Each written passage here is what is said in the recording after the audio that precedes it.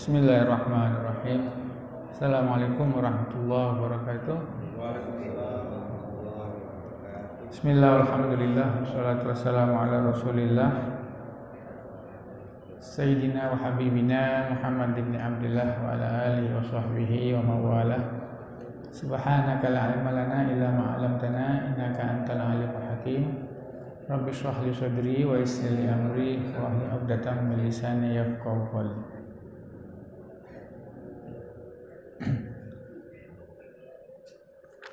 Alhamdulillah, kita lanjutkan kembali kajian akhir bulan keempat. Bismillahirrahmanirrahim.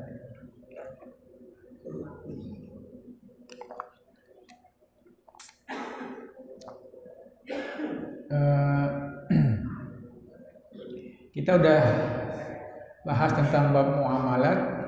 Masih ada beberapa pasal yang tersisa tentang muamalat, tapi relevansinya tidak cocok di kita karena beberapa pembahasan sudah tidak dipraktekkan lagi dan itu hanya berada di negeri Arab seperti mukhabarat dan musaqat. Setelah bab muamalat pasal muamalat kita masuk kepada faraid atau juga fikih waris. Mudah-mudahan dimudahkan oleh Allah Subhanahu wa taala. Dan memang fikih waris ini termasuk ilmu yang Nabi katakan akan hilang.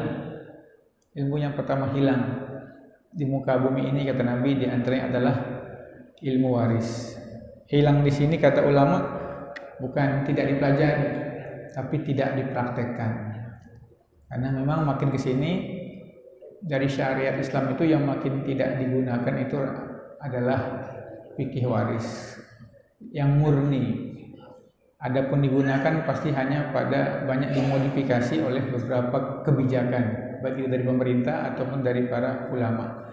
Padahal ilmu waris ini ilmu yang sangat singkat tapi cukup rumit karena beberapa masalah, terkadang banyak masalah baru yang mungkin pembahasannya para ulama tidak begitu luas, dan ilmu yang jarang ada perbedaan pendapat di antara para ulama. Walaupun ada perbedaan antara Ibnu Abbas dan juga Zaid bin Thabit, tapi tidak seperti fikih-fikih yang lainnya, itu lebih banyak khilafnya. Baik, pertama disebutnya adalah ilmu faraid, karena fariidhah itu artinya ukuran. Karena dalam ilmu faraid itu ada ukuran, ada bagian-bagian tertentu. Itu juga disebut faraid karena itu ilmu yang wajib dilaksanakan. Ada juga orang menyebutnya itu ilmu mawaris, dari segi kalimatnya adalah karena pembagian warisan. Baik, faraid itu dari firman Allah Subhanahu wa taala, fanisfu ma faradtum, setengah yang kalian bagikan atau kalian kadarkan, maka disebutnya ilmu faraid. Dan ini muncul ilmu faraid ini sebetulnya pas ketika Nabi sudah di Madinah, barulah muncul ayat-ayat tentang pembagian waris secara detailnya. Walaupun pembagian waris itu sudah ada di zaman orang-orang jahiliyah, tetapi pembagiannya sangat tidak adil, terutama untuk kaum wanita. Maka syariat datang, lalu diberikanlah hukum waris sesuai dengan beberapa firman yang ada di Al-Quran. Nabi sendiri mengatakan, Rasulullah SAW bersabda, Innallaha azza wa jalla qad a'ta kulla dhi haqqin haqqahu ala la wasiyata liwaris. Sesungguhnya Allah sudah meletakkan setiap orang itu haknya pada waris, maka tidak ada wasiat untuk ahli waris. Ada 4 sahabat yang sangat terkenal dengan ilmu warisnya. Tidak semuanya, Pak. Ada 4 aja yang ushtuhira, yang sangat terkenal. Sehingga 4 orang ini ketika Nabi meninggal, 4 orang ini dijadikan rujukan ketika dalam masalah waris. Yaitu pertama Sayyidina Ali bin Abi Thalib, lalu Ibnu Abbas, kemudian Ibnu Mas'ud, dan juga Zaid bin Thabit. Dari 4 ini yang paling muda Zaid bin Thabit. Dan Nabi juga sudah menunjuknya sebagai afrodukum Zaid. Orang yang paling pintar ilmu warisnya itu adalah si Zaid bin Thabit. Walaupun dia banyak beda dengan Sayyidina Abdullah bin Abbas, dalam beberapa masalah, dalam beberapa hitungan. Nah, karena ayat di Al-Quran itu tentang waris itu hanya terbatas pada ashabul furud, ada masalah-masalah lain yang tidak dibahas dalam Al-Quran, sehingga itu membutuhkan ijtihad, membutuhkan ulama untuk menggali lebih dalam lagi. Makanya sumber ilmu waris itu dari Al-Quran, kemudian dari hadis, dan juga dari ijtihad ulama. Dan sampai sekarang Pak, ilmu waris itu masih muncul ijtihad baru. Karena memang masalah yang dulu terjadi di sekarang tidak seperti terjadi di zaman Nabi SAW. Sekarang sudah banyak terjadi sehingga memang harus terus berkembang ya. Saking pentingnya waris itu, Sayyidina Ali bin Abi Thalib sedang khutbah, didatangi orang ditanya hukum waris, lagi khutbah. Lalu dijawab oleh Ali pada saat beliau khutbah. Nah, sehingga ulama mengatakan boleh kalau khatib lagi khutbah kita bertanya, boleh. Tapi tentu ini nggak bisa Pak di Indonesia, bisa bubar Jumatnya itu. Tetapi memang begitu. Jadi mimbar khutbah dulu zaman Nabi sahabat itu seperti majlis taklim. Tapi di kita nggak bisa. Bukan di kita aja, hampir seluruh dunia nggak bisa. Sakral sekali. Kan saya pernah ceritakan Nabi lagi khutbah, cucunya bermain terjatuh, Nabi turun dari mimbarnya, digendong, dibawa ke atas. Terus kata Nabi, ini benar yang Allah katakan, sesungguhnya anakmu adalah fitnah, adalah cobaan.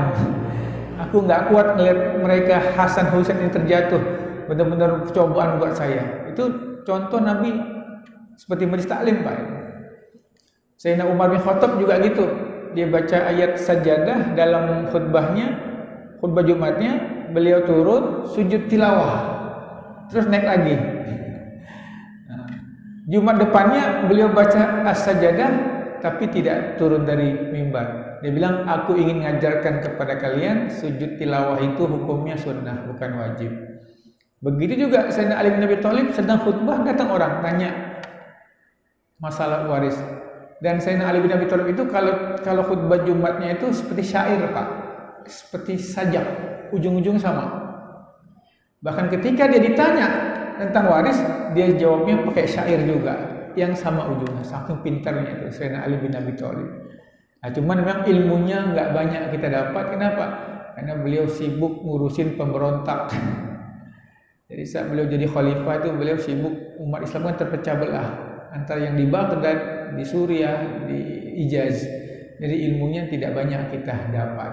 Yang paling banyak ilmu waris ini didapat dari dua sahabat muda, karena masih muda sekali.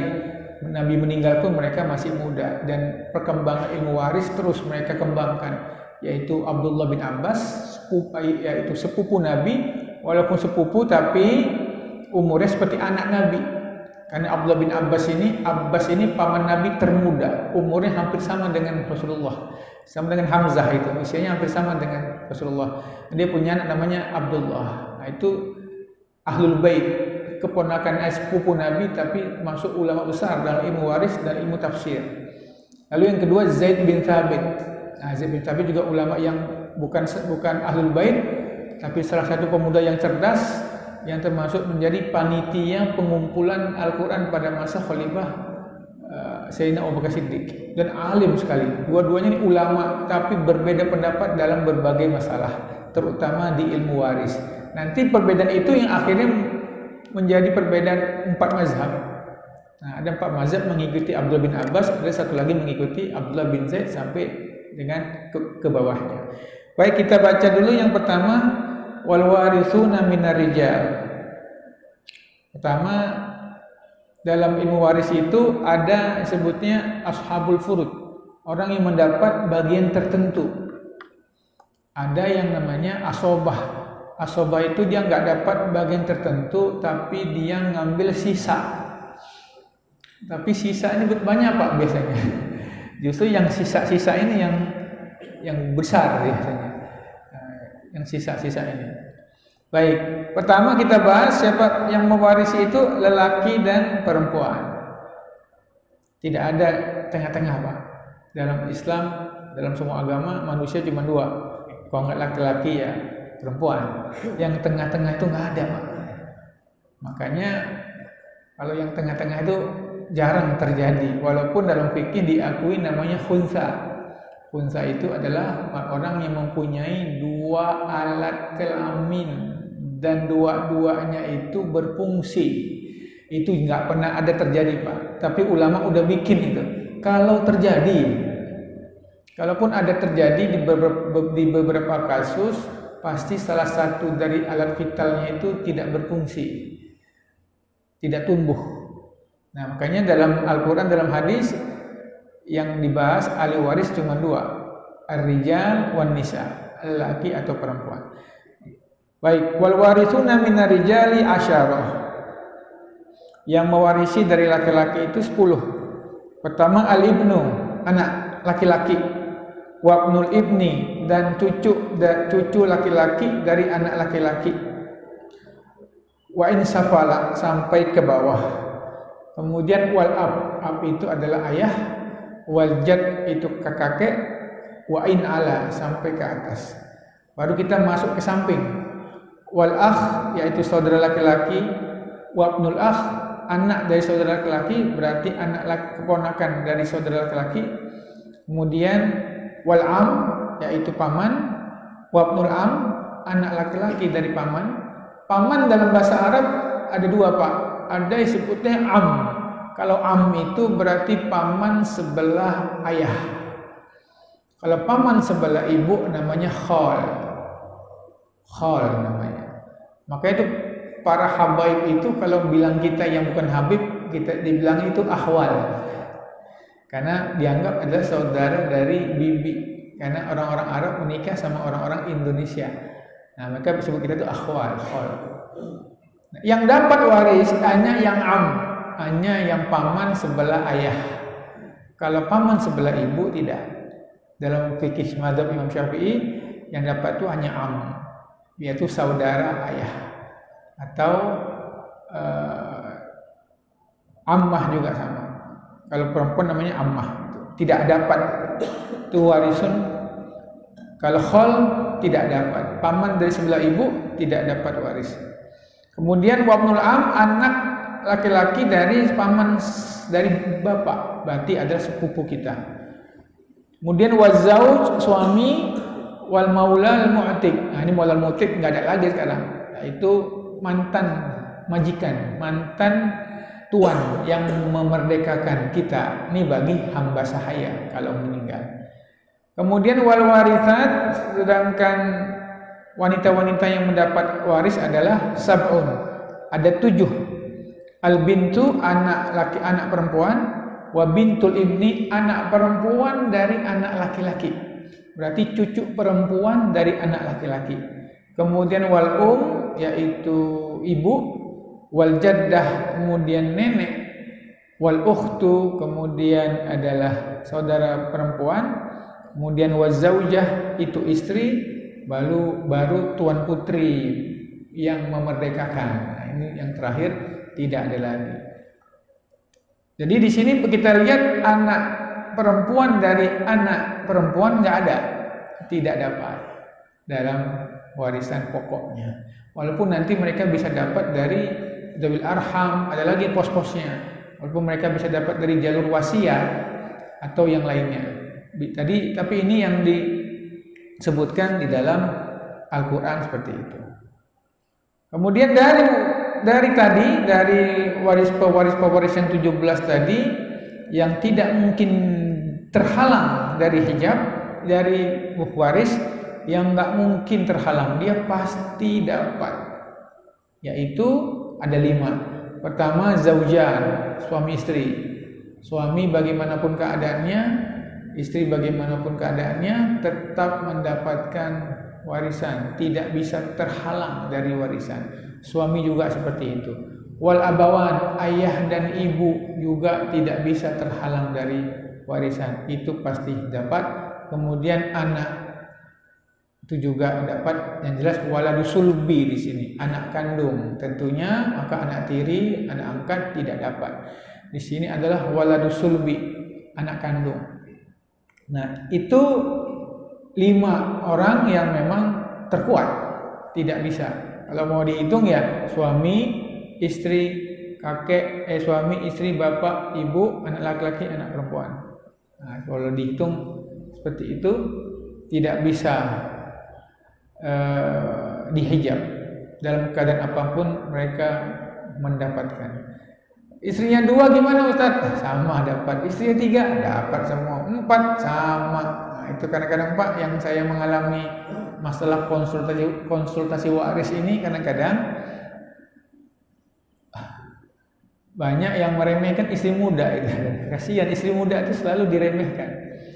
Jadi misalnya Ustaz, orang tua kami ini sudah meninggal, terus nah ternyata diam-diam bapak kami ini punya istri. Nah gitu. Itu banyak Pak, punya istri yang di sana tuh, di daerah sana gitu. Dikasih enggak? Ya dapat. Bagiannya sama dengan ibu kamu. Lah tapi kan ayah kami tinggal sama ibu. Nah itu nggak bisa Pak. Tetap bagaimanapun dia dapat. Seandainya dari istri mudanya itu ada anak, sama bagiannya itu dengan anak yang tinggal satu rumah. Ini memang kadang-kadang kalau nikah diam-diam ini begini Pak. Untungnya anaknya itu jujur gitu. Maksudnya anak kandungnya ini untungnya jujur gitu, tetap mau. Kalau enggak Pak kasihan kadang-kadang. Ya saya bilang sepahit-pahitnya seperti itu. Kecuali mantan istri, oke, mantan istri ya lepas, tidak ada apa-apa. Ya itu yang bisa saya jelaskan. Kemudian penyebab terjadinya warisan satu, penyebab terjadinya waris mewaris itu satu karena adanya pernikahan. Selama ada kaitan pernikahan maka saling mewarisi. Apabila pernikahan lepas, tidak ada saling mewarisi. Seperti mantan itu nggak ada. Mantan istri, mantan suami tidak akan dapat apa-apa. Karena sudah tidak ada lagi ikatan perkawinan. Yang kedua namanya nasab, keturunan. Ini nggak bisa putus. Tidak bisa putus sampai kapanpun. Karena ada pertalian. Nah, itu karena adanya nasab. Yang ketiga adalah agama. Kalau ada agama tadi bisa saling mewarisi. Kalau misalnya ada seorang meninggal dunia, kemudian ahli warisnya nggak ada, maka hartanya itu diberikan untuk baitul mal. Kalau baitul mal kita sekarang basnas lah, nah, diberikan kepada basnas. Kalau orang meninggal itu tidak ada ahli warisnya, maka hartanya dikembalikan kepada kaum muslimin. Nah, sebaliknya, kalau terjadi perbedaan agama, maka tidak bisa saling mewarisi. Ada 3 yang menghalangi saling mewarisi. Yang pertama adalah ikhtilafuddin, beda agama. Beda agama itu tidak bisa saling mewarisi. Karena kata Nabi, la yarithul kafirul mu'min walal mu'minul kafir. Tidak mewarisi orang mukmin kepada orang kafir, juga sebaliknya. Yang kedua, pembunuhan. Kata Nabi, laisa lil qatil mirath. Kalau seorang anak membunuh ayahnya, maka si anak pembunuh ini tidak mendapatkan warisan. Kata-kata dari Umar bin Khattab yang sangat terkenal, man ista'jala qabla awani uqiba bihirmani. Barang siapa yang terburu-buru sebelum waktunya, maka dia dihukum dengan tidak mendapatkan sesuatu itu. Ada orang nggak sabar, bukan kita, orang nggak sabar. Ini bapak lama banget sih meninggalnya misalnya kan. Misalnya bapaknya kaya raya, usia 120 tahun nggak mati-mati. Kapan mati? Dia udah tua juga. Dibunuhnya bapaknya itu supaya dia mendapatkan warisan. Nah, yang seperti ini kata Nabi, laisa lil qatil miras. Orang yang membunuh itu tidak mendapatkan warisan. Sehingga khusus si anak pembunuh ayahnya ini tidak mendapatkan warisan. Karena dia terburu-buru sebelum waktunya.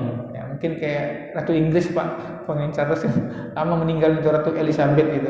Nah ini sama ulama dibikin suatu kaidah agar tidak ada anak bunuh bapaknya karena ingin mendapatkan warisan. Nama benar udah nggak sabar gitu Pak ya. Kayak di sinetron Sindul itu kan Mandra nanya terus sama Pak Tilek, kapan warisan? Pak Tileknya masih hidup, gua masih hidup. Nah kadang-kadang orang nggak sabar. Apa ini ya? Terus dibunuhnya bapaknya itu atau siapapun, atau siapalah pewaris dia, atau mungkin dia pewaris tunggal, dia nggak sabar, maka itu terhalang daripada warisan. Ya. Bagaimana Pak dengan undang-undang kita? Undang-undang kita kalau beda agama tidak diakui, tetap dapat warisan. Sudah saya jelaskan bulan lalu, Beda agama itu mungkin di undang-undang KHI kita masih dipakai, tapi kalau udah tingkatnya ke Mahkamah Agung nggak bisa. Mau beda agama pokoknya biologis dapat. Nah, itu yang tidak digunakan lagi sekarang, beda agama. Begitu juga dengan membunuh, Pak. Ya, beberapa undang-undang juga tidak memuat pembunuhan itu, hanya di hukum Islam itu. Tapi beberapa masuk hukum positif kita dapat. Aneh, Pak, itu sebetulnya cukup aneh. Ya, kita pernah lihat di Amerika itu kasus pembunuhan kepada istri supaya klaim asuransi itu banyak sekali kita lihat. Misalnya istrinya ini si istrinya kaya raya dan dia takut diceraikan, kemudian ada klaim asuransi dari istrinya besar, lalu dibunuhlah istrinya itu supaya dia mendapatkan klaim asuransi. Nah, itu yang dalam Islam nggak bisa dia mendapatkan waris. Bukan hanya dia dihukum sebagai pembunuh atau kena hukuman, dia juga tidak bisa mendapatkan harta warisan. Ini semua sudah dijaga oleh Islam, jangan sampai hal itu terjadi. Baik, itu yang bisa kita jelaskan. Kemudian berapa bagian-bagian disebutnya furudul muqaddarah. Dalam Al-Quran hanya ada 6, yaitu nisfu setengah, kemudian rubu seperempat, kemudian sumun 1/8, kemudian sulusan itu 2/3, kemudian sulus itu 1/3, kemudian sudus itu 1/6. Tidak ada selain ini. Jadi hanya 6, setengah atau 1/4 atau 1/8, 1/3, 2/3 atau 1/6. Tidak ada selain itu. Dan itu semuanya sudah dibagi-bagi dalam Al-Quran. Tidak ada. Tidak ada 1/5, tidak ada 1/10, tidak ada. Nah, kemudian nanti pada perkembangannya ulama nanti ada menyebutkan 1/3-nya dari mana, dari sisa apa dari pokok. Begitu aja nanti. Kalau nanti ada masalah baru, ulama hanya bermain pada ya oke, tetap 1/3, tapi 1/3 pokok apa 1/3 sisa. Itu yang masih terjadi perkembangan lagi di dalam ilmu waris. Baik, yang pertama kita masuk ke ashabul furud, yaitu yang nisf, yang setengah. Siapa itu yang setengah? Pertama adalah al-bint, anak perempuan. Anak perempuan itu dia dapat setengah dari harta warisan dengan syarat. Satu, dia sendirian. Dia sendirian tunggal. Kalau ada seorang punya anak cuma satu perempuan, ketahuilah bahwa bagiannya itu adalah setengah ketika dia sendirian. Tetapi kalau dia ada saudara sesama perempuan, misalnya 2 orang anak perempuan atau 3 anak perempuan, maka mereka berkongsi di 2/3, sulusani. Misalnya orang punya anak perempuan 3, ya sudah, berarti 2/3-nya mereka dibagi 3 orang ini. Nah, misalnya hartanya 900 juta, anak perempuannya ada 3 misalnya, maka 600 juta itu dikasih ke 3 anak ini, kalian bagi 3 ini. Nah, sisanya 1/3 baru lihat ahli waris lainnya. Itu salah satu ya Pak, syaratnya dia anak perempuan itu mendapatkan setengah dengan syarat dia sendirian, tunggal. Kemudian yang kedua, tidak ada anak laki-laki.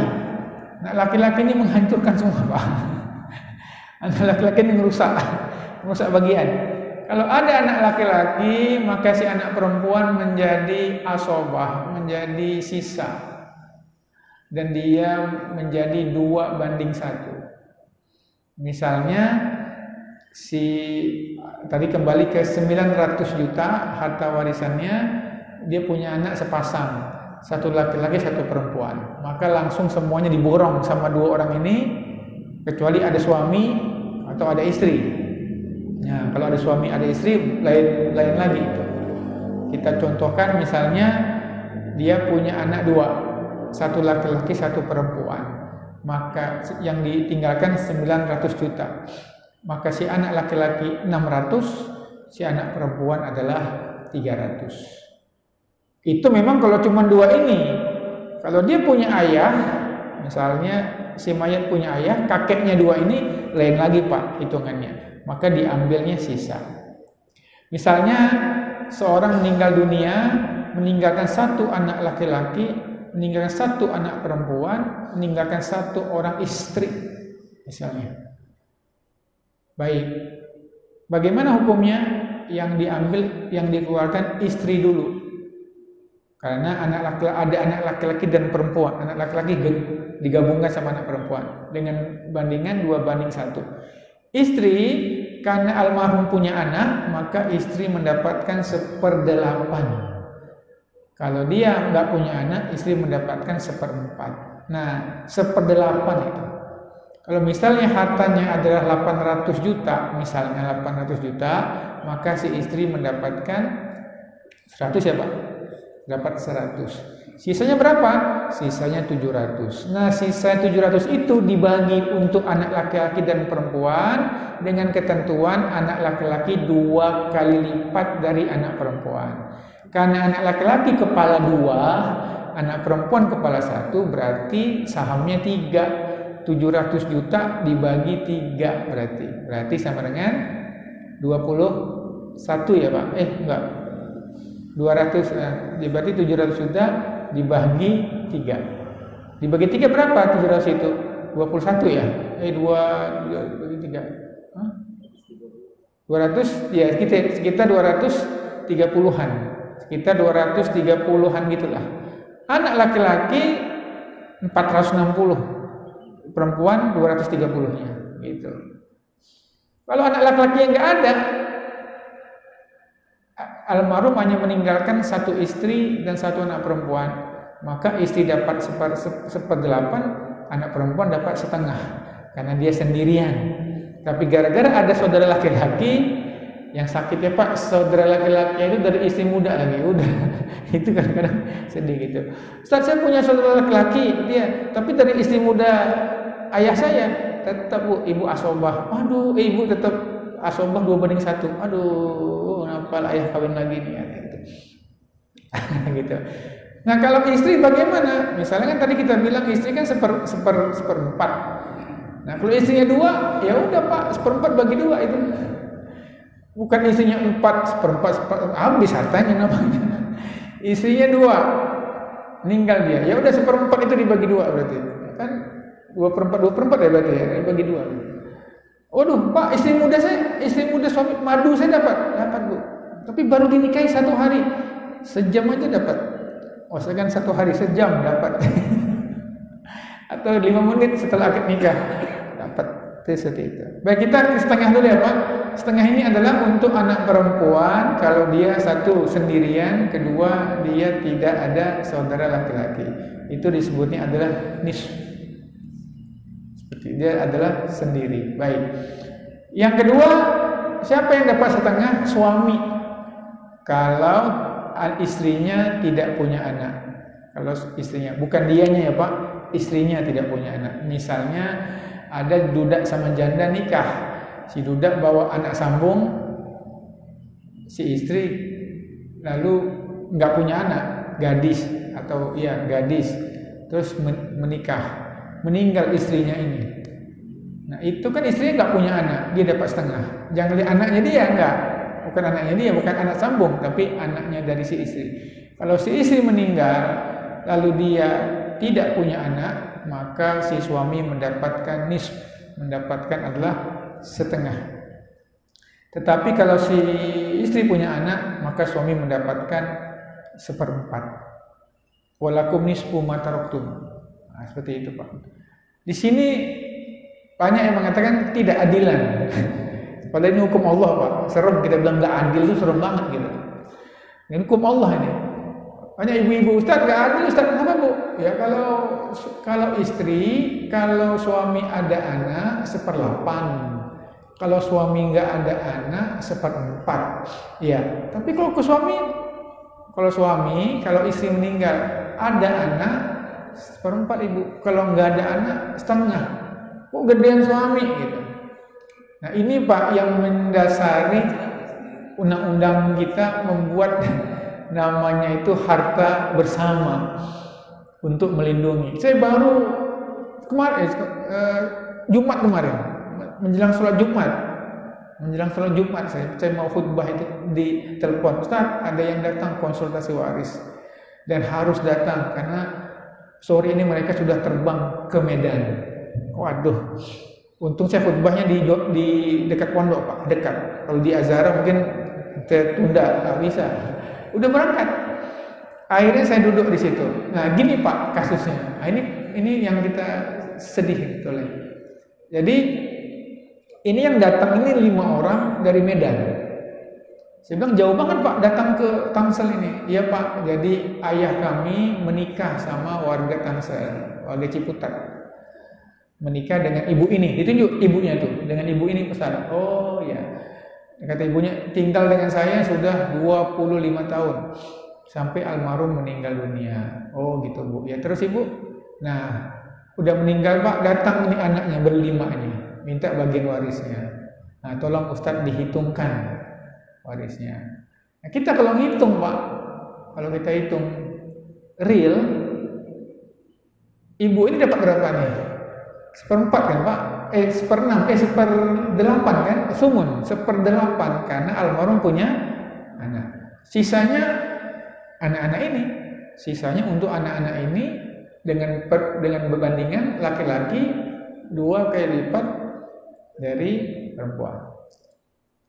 Terus berapa ibu dapat? Saya dapat berapa? 1/8. Sedih bener Pak. Sedih sekali. Karena ini anak di Medan jauh, nggak pernah datang, di Jawa aja. Begitu meninggal ayahnya baru dia datang, langsung berlima lagi. Laki-laki 3, perempuan 2. Nah, gitu kan Pak. Wah. Jadi hitung punya hitung.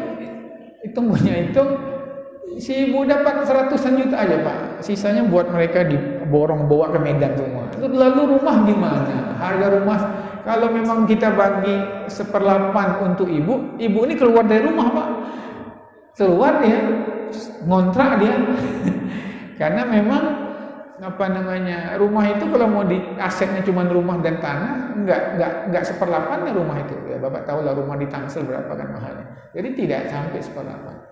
Untungnya ibu ini ngomong, tapi saya Pak bekerja, jadi dagang ayam. Oh gitu Bu? Iya, saya ikut bekerja dan ikut memodali. Untungnya Pak itu. Untungnya, oh gitu. Jadi 25 tahun ini ibu bukan duduk-duduk, enggak Pak, saya ikut jualan dan saya juga ikut modalin dari awal. Ah mantap, kalau begini enak kita sebutnya seperti itu. Dan saya bilang kalau kita pakai fikih klasik di Al-Quran real ya Pak, sebelum masuk istihad ulama, ibu 1/8. Tetapi karena ibu ikut memodali ya nggak bisa berarti setengah dari aset itu milik ibu sendiri. Karena ibu ikut bekerja, ikut berbisnis, ikut sama-sama mencari nafkah, bukan duduk saja. Nah barulah Pak, lega aja, nggak keluar dari rumah tuh. Nah karena ibu ikut bekerja dan berkeringat, maka setengah dari aset itu milik ibu sendiri, tidak disebut warisan. Nah setengahnya lagi ini ibu dapat lagi 1/8 dari setengahnya lagi. Nah baru sisanya untuk abang-abang nih yang datang dari Medan, diam semua. Oh iyalah, gitu. Nah terus nanya, Pak, kalau ternyata ibu ini nggak kerja, bagaimana ya solusinya? Ini alhamdulillah dia kerja, ikut bantu. Bahkan tanah rumah itu tanah warisan dari nenek, dari bapaknya si ibu ini. Untung Pak. Nah, lalu bagaimana kalau ternyata si ibu ini tidak kerja? Misalnya pernah terjadi juga. Saya bilang pernah di daerah Serpong juga nggak kerja ibunya itu, dan dia ngerawat. Nah itulah adanya harta gonogini dalam undang-undang kita itu, bahwa ketika suami istri menikah, maka harta yang didapat setelah pernikahan itu milik bersama, dibagi 2. Sehingga kalau meninggal dunia suaminya atau istrinya juga sebaliknya, yang dibagikan hanya setengahnya saja. Setengahnya itu milik pasangan, milik istri ataupun suami. Apa? Untuk melindungi hak. Lalu ini dilemparkan ke para ulama-ulama kita. Ini boleh nggak? Ini hukum baru namanya, nggak ada dalam Islam. Ini bagaimana hukumnya? Ulama kita buka-buka kitab lagi, bikin lokakarya segala macam. Akhirnya ulama-ulama di Indonesia menyetujui hukum ini. Tentu kita minta dalil, tentu kita minta argumentasi atau asas apa membolehkan, karena mereka menganggap bahwa karena rumah tangga itu ibarat sebuah perusahaan dan istri ini pemegang saham. Dari mana uang sahamnya? Dia memasak, dia mencuci baju, dia bersihkan rumah. Padahal dalam fikih Islam membersihkan rumah, memasak itu tidak wajib. Si suami wajib beri nafkah matang. Itu sepakat Pak ulama, tidak ada yang mewajibkan. Maka karena dia tidak digaji selama ini, anggaplah dia mempunyai saham setengah. Nah, itu Pak yang walaupun ini akhirnya dijadikan orang untuk berbuat jahat juga. Laki-laki modal dengkul nikahin janda kaya, udah setahun cerai, dapat setengahnya gitu. Ya, memang gitu Pak. Setiap undang-undang itu ada konsekuensi orang bermain di situ. Misalnya kasus-kasus orang suami yang modal dengkul, nggak punya apa-apa, tapi nikah dengan wanita janda yang kaya, tahu-tahu dia 2 tahun 5 tahun minta bercerai, lalu bagi 2 gitu. Sehingga hakim cerdas sedikit. Ada beberapa kasus ternyata gonogini itu nggak 50-50 Pak. Ada ini kalau cerai mati ya, kalau cerai mati rata-rata 50-50. Tapi ini beda dengan cerai hidup. Cerai hidup banyak kasus tidak diberi sama hakim, nggak diberi 50-50, pernah 30-70, bahkan pernah 80-10, 80-20, ada 90-10 Pak. Nah ini dari beberapa pertimbangan. Yang pertama misalnya si suami KDRT, kemudian riwayatnya tak pernah kerja, hakim putuskan tuh 10 aja harta gonogininya. Dia udah mabuk, nggak pernah kerja, atau gugat cerai lagi, maka harta gonogini hanya dapat 10% saja. Nah, itu tergantung daripada ijtihad hakim tadi. Baik, kita kembali Pak ke waris tadi. Baik, setengah itu adalah anak laki-laki, anak perempuan kalau dia sendirian dan tidak ada saudara laki-laki ataupun saudara perempuan. Kalau ada saudara perempuan, maka dia berkongsi di 2/3. Kalau ada saudara laki-laki, maka dia digabungkan dengan anak laki-laki, ngambil sisa, tapi dengan perbandingan 2/1. Baik. Kemudian 1/4 itu bagi suami kalau misalnya, setengah bagi suami kalau istrinya tidak punya anak. Baik. Yang berikutnya adalah 1/4. 1/4 ini untuk siapa? 1/4 ini satu, istri apabila suaminya meninggal tidak punya anak, maka si istri mendapatkan 1/4. Kalau ada anak maka 1/8. Dan juga suami apabila istrinya punya anak dia dapat 1/4. Tapi kalau nggak ada anak dia dapat setengah. Jadi 1/4 ini khusus untuk suami istri aja, tergantung. Nah, suami istri itu 1/4 ini untuk pasangan. Untuk si istri 1/4 kalau suami tidak ada anak. Untuk suami 1/4 kalau istri punya anak. Gitu. Tapi kalau suami punya anak, istri dapat 1/8. Kalau suami, kalau istri punya anak dapat 1/4. Kalau nggak punya anak dapat setengah. Kemudian wasumnu 1/8 juga seperti itu. Ya udah tadi kita jelaskan 1/8 siapa? 1/8 adalah bagian istri kalau suami punya anak. Baik. Kemudian setelah setengah 1/4, 1/8, sekarang kita masuk yang 2/3. 2/3 ini untuk siapa? 2/3 ini untuk anak perempuan lebih dari 1, 2, 3, 4, 5, 6 dan seterusnya. Dia mendapatkan 2/3. Kemudian berikutnya adalah 1/3. Nah, 1/3 ini buat siapa saja? Yang pertama, 1/3 ini buat ibu. Kalau dia tidak ada ayah dan tidak ada cucu, nggak ada anak almarhum. Kalau orang meninggal nggak punya anak, nggak punya ayah, tapi masih ada ibunya sendiri, nah ibunya itu dapat 1/3. Tapi kalau ada ayahnya, maka ibu itu asobah bersama ayah dengan bandingan ibu setengah dari ayah, 2/1. Jadi ada 2/1 itu sejajar ya Pak. Kalau anak perempuan sama anak laki-laki 2/1. Kalau ibu sama ayah 2:1. Kalau saudara laki-laki dan saudara perempuan 2:1. Gitu aja bandingannya. Nah, tapi kan kalau saudara ini bisa terhijab kalau ada anak laki-laki. Nah, ibu dia dapat 1/3 kalau tidak ada ayah. Kedua, anaknya nggak punya anak. Kalau anaknya punya anak, maka dia dapat 1/6. Nah, terakhir baru adalah 1/6. 1/6 ini ibu kalau anaknya punya anak. Kalau anaknya punya ahli waris. Kalau anaknya punya ahli waris, maka si ibu hanya mendapatkan 1/6, begitu ayah dan juga beberapa hal tadi, dan kakek sampai ke atas. Itulah yang bisa saya jelaskan dulu tentang zawil furud. Nah, yang kedua namanya asobah. Siapa asobah itu? Sisa. Yang paling tinggi asobah itu siapa? Anak laki-laki. Dia nggak ada bagian, Pak, anak laki-laki. Dia ngambil sisa, tapi sisanya banyak sekali. Dia sisa saja, tapi sisanya banyak sekali. Contoh, misalnya mayat ya, orang meninggalkan satu anak laki-laki, kemudian ayah dan ibu. Nah, satu anak laki-laki juga ayah dan ibu. Berapa bagian daripada masing-masing? Kan gitu. Ya, masing-masing ya ibu dan ayah 1/6. Ya, kemudian sisanya berapa? Ya ambil tuh buat anak laki-laki. Sendirian Pak dia. Enak benar ya anak laki-laki. Dan anak laki-laki ini menghalangi siapapun. Dia hanya nggak bisa menghalangi kakek sama neneknya saja. Yang lain sama dia nggak bisa menghalangi saudara perempuannya, nggak bisa menghalangi jelas ibunya nggak bisa lah, nggak bisa menghalangi juga kakek dan neneknya. Yang lainnya sama dia dihalangi. Makanya kalau misalnya ada pertanyaan waris, Ustadz minta hukum waris. Oke, siapa saja ahli warisnya? Banyak itu, paman, sepupu, gini-gini. Ada anak laki-laki nggak? Ada, buang paman.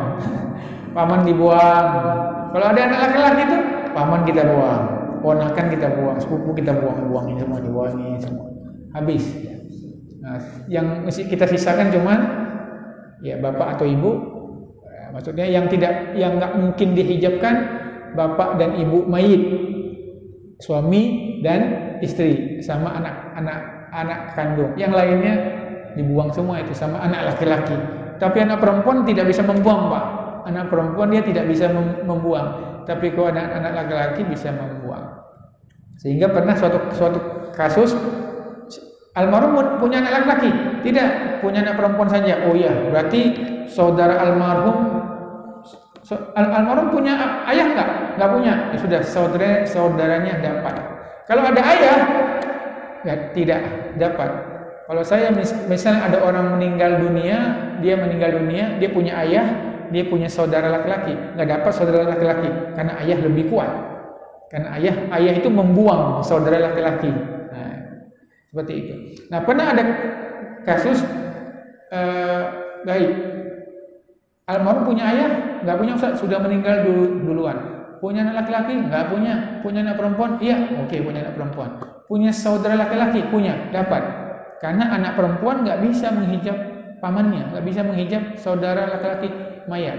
Oh ya, oke, baik. Terus punya saudari? Punya, ya, dan dapat juga. Selama itu saudara sebapak, seibu. Kemudian kita hitung. Tahu-tahu, Pak, beberapa hari kemudian muncul, Pak, ternyata almarhum punya anak laki-laki dari istri yang keberapa. Bubar, Pak. Bubar total. Saya bilang, kalau gitu bubar, Pak. Maksudnya gimana? Paman saudara laki-laki mayat nggak dapat. Nggak ada. Buang. Karena ada anak laki-laki. Kami ini baru tahu kayak apa? Selama dia sah, ada bukti, nggak dapat. Tuh saking kuatnya Pak anak laki-laki itu. Saking kuatnya anak laki-laki itu sampai seperti itu. Baik, mungkin Pak ada yang mau didiskusikan? Nanti kita bahas masalah hijab secara detail.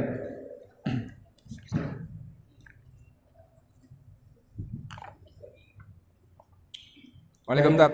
Ini banyak pertanyaan nih, Tat. Kalau dalam fikih waris, kan tadi Ustadz bilang ada sebagian yang tidak ditentang. Jadi istilahnya ini yang utama. Nah, ada juga yang masih perbedaan ulama. Seperti tadi Ustadz bilang antara Zaid bin Thabit dengan Ali bin Abi Thalib. Itu contohnya yang seperti apa, Tat? Yang perbedaan itu? Mungkin pernah ada kasus di zaman Nabi Ya, ada aul, ada rot, Pak. Ada aul misalnya harta itu sekian sekian gitu ya.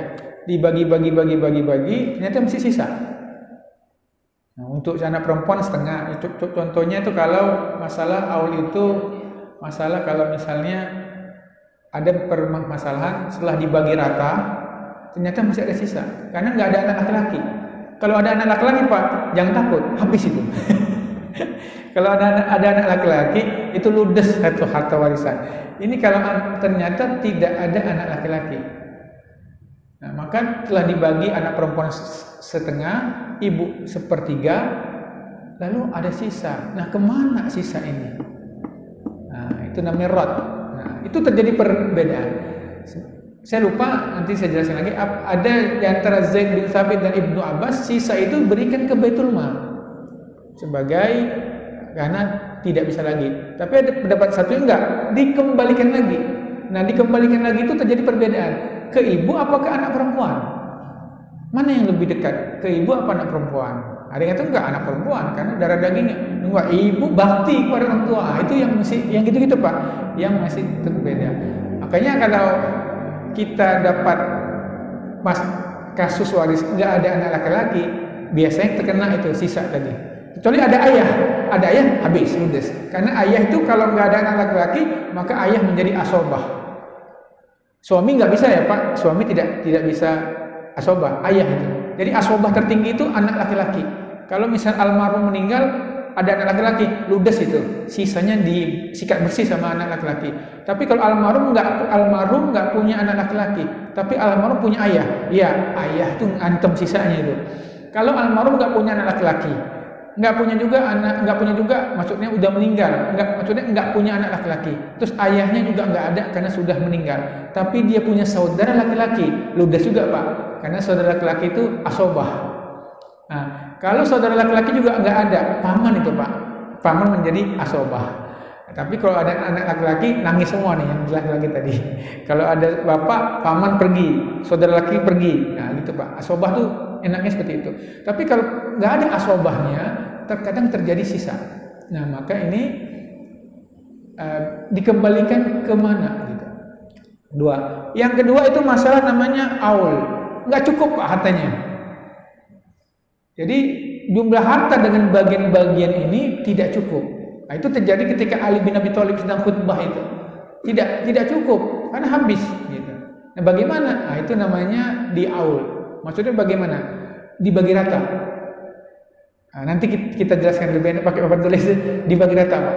Nanti kalau bisa pakai papan tulis kita bisa jelaskan yang tadinya misalnya per orang, kalau misalnya hasil masalah itu kalau dilihat adalah 7, tapi hartanya 8, maka dibikin 8 langsung. Jadi sama-sama dikurangi untuk menutupi lubang yang tadi.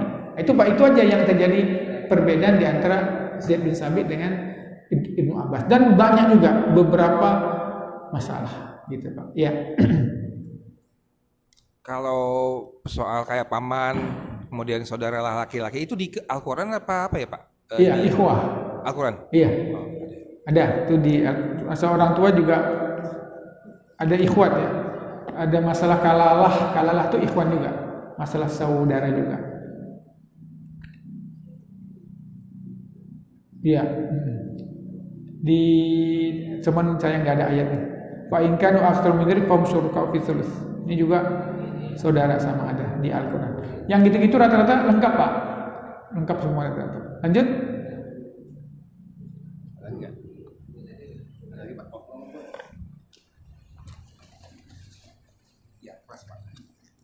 Pak Demang. Ya. Ini Pak, saya cuman satu aja ini. Ya. Apa boleh itu warisan itu dibagi sebelum orang tua meninggal? Udah itu aja. Ya, gimana Pak? Apa boleh warisan itu dibagi sebelum orang tua meninggal? Iya, terima kasih. Ya, ini yang juga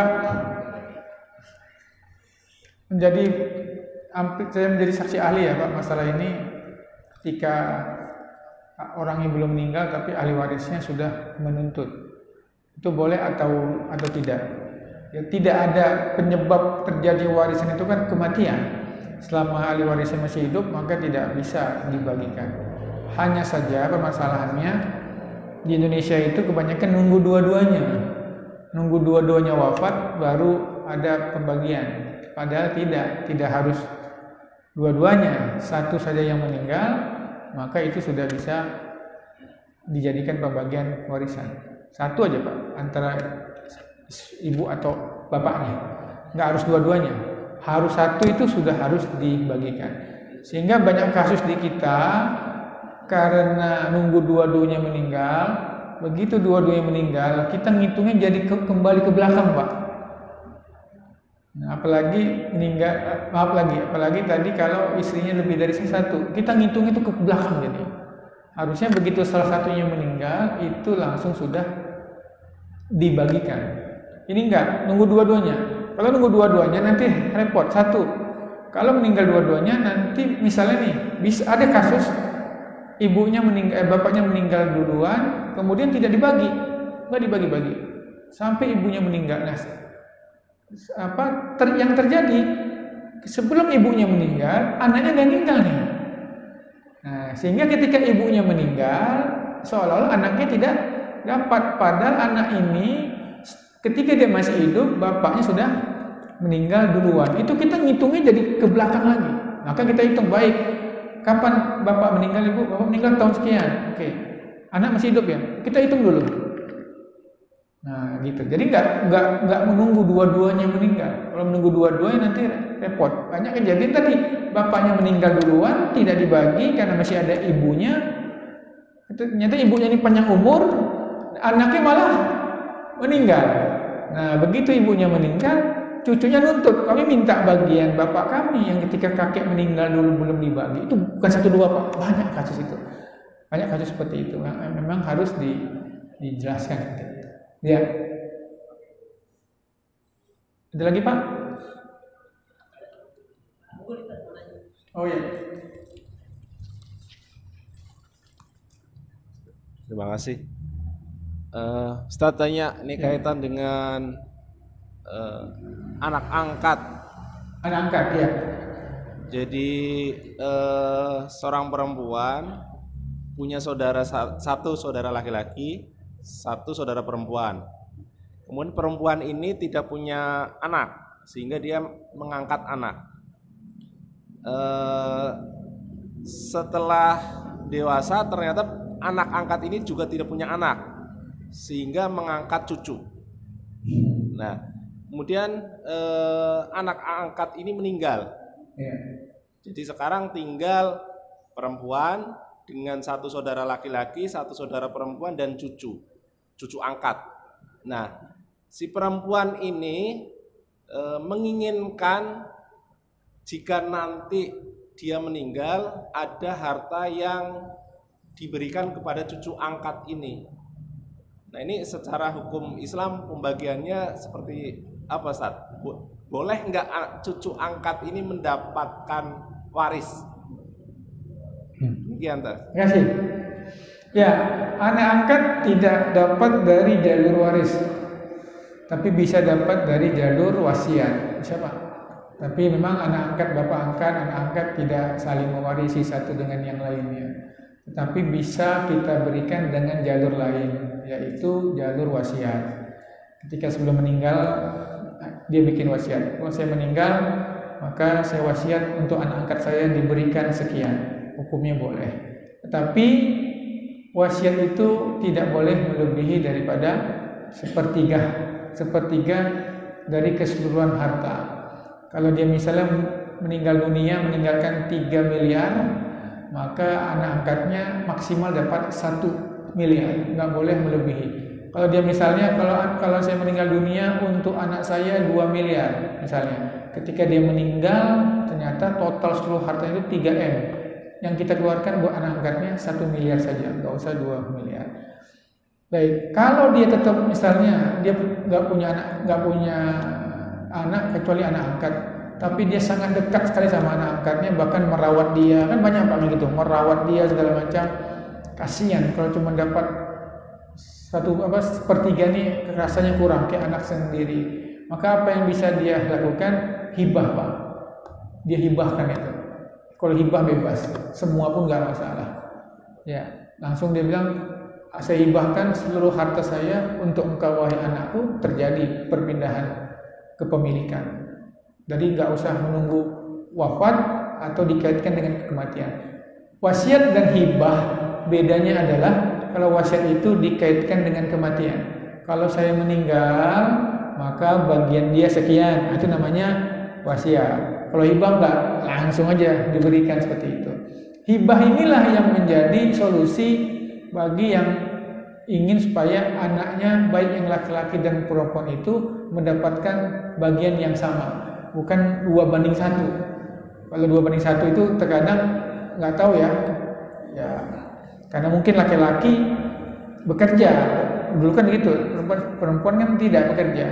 Tapi kasus yang saya pernah lihat langsung, yang pernah saya diminta konsultasi, ada kasus juga, udah cerita saya itu yang tol digusur di mana, Pagedangan gitu. Nah itu memang Pak, anak laki-lakinya ada 5, anak perempuannya 1. Nah, saya hitung di rumah mereka, saya hitung satu-satu. Ya, si laki-laki ini 3 miliar, si anak perempuan 1,5 miliar. Tapi Pak sedihnya, 5 ini sukses semua ekonominya. Ada kepala kasih, pada seksi, ada juga ya sekretaris dinas, sukses lah, ini luar biasa kaya-kaya. Nah, yang perempuan ini Pak, minta maaf, ini tinggalnya di Balaraja, ini Allah, ekonominya sulit. Jadi kata anak-anak yang perempuan ini, Ustaz, nggak ada pertimbangan lain. Ibu kami ini Ustaz, susah hidupnya, nggak kayak paman-paman kami ini, udah kaya, gitu. Terus saya bilang gini, ada solusinya. Mari bapak-bapak yang 3 miliar ini, ayolah beri hibah ke dia. Dan ini anak tertua Pak, perempuan ini anak tertua. Bahkan saya dengar dialah yang dulu banyak membiayai adik-adiknya itu.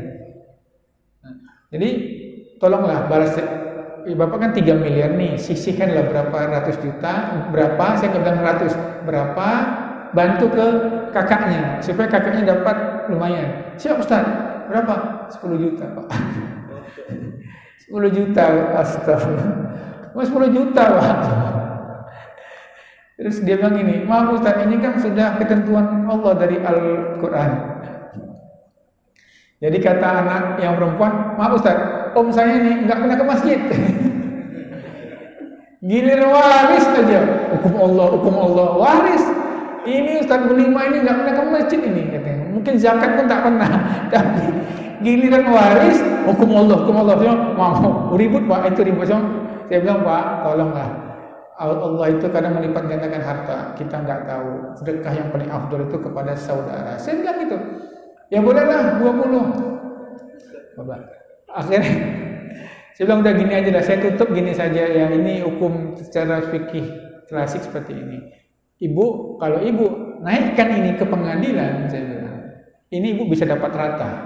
Karena pengadilan kita nggak ada Pak 2:1. Mungkin di pengadilan agama masih menang tuh 2:1. Tapi kalau udah masuk banding, apalagi kasasi ke Mahkamah Agung, mereka nggak lihat lagi dah. Mereka lihat harus konsepnya keadilan.